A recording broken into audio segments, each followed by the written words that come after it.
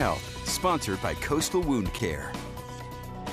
The new school year is just days away from some students and weeks away for others. If your children, though, have been staying up late during the summer months, now is a good time to get those sleep schedules back on track.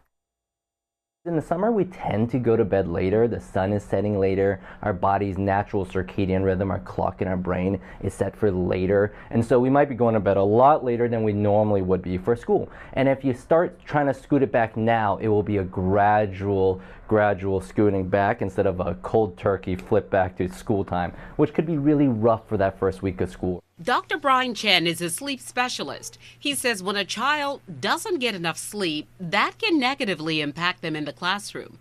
They may be more irritable, have trouble remembering things, or struggle to focus. It can also impact their performance with sports and other activities. So how can parents ease that transition?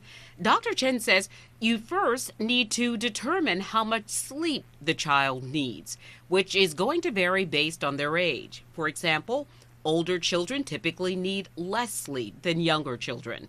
Once you do that, you can start to gradually bump up their bedtime by a little each week until school starts.